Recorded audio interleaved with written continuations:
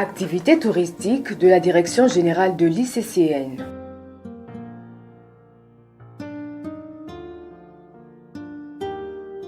Le directeur général de l'ICCN a célébré les 60 ans d'accession à l'indépendance de la République démocratique du Congo par une activité touristique qui est l'une des activités la plus importante pour l'épanouissement de la vie de l'homme.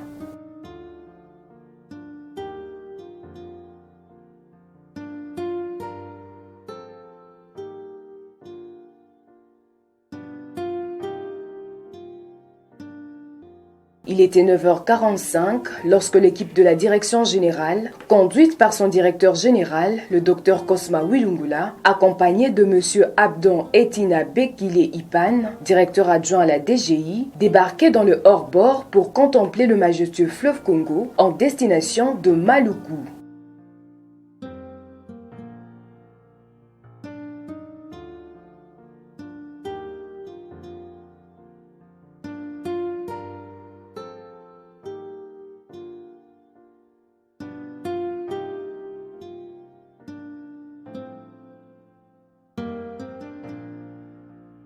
Il passe près d'une heure dans ce hors-bord répondant aux normes touristiques.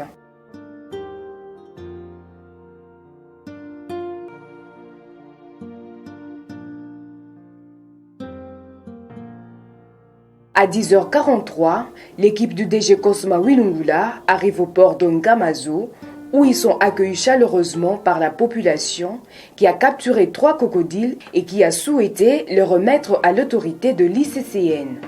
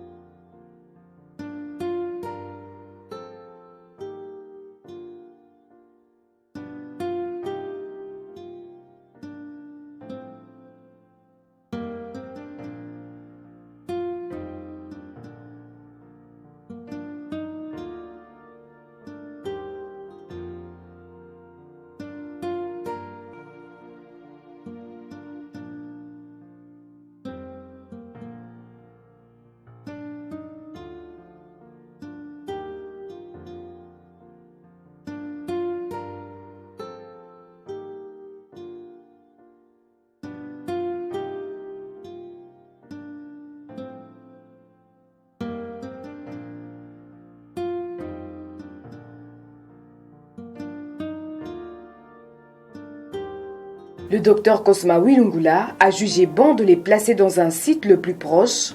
Pour la joie des touristes, c'est ainsi qu'il les a emmenés au parc de la vallée de l'Ansélé.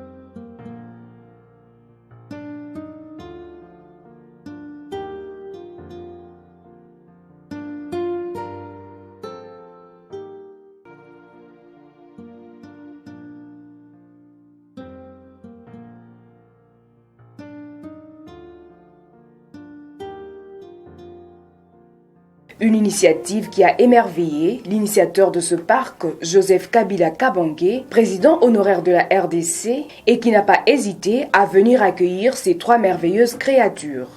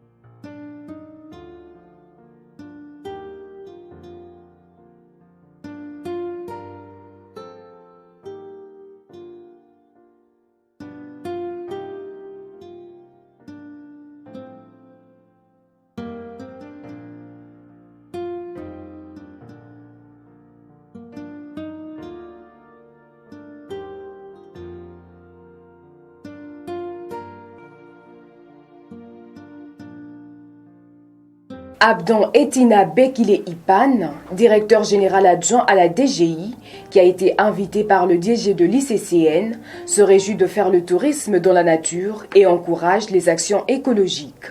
D'abord, nous sommes le 30 juin, c'est un grand jour, c'est notre indépendance. Alors nous avons travaillé tout au long de la semaine.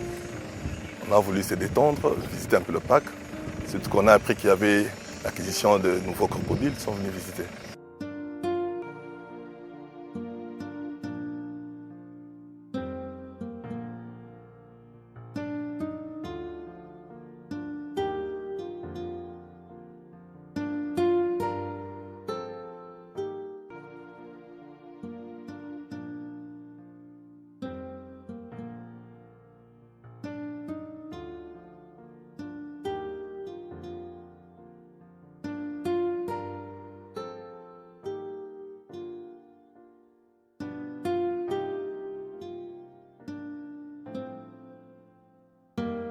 De nos jours, le Congolais ne veut que l'amusement.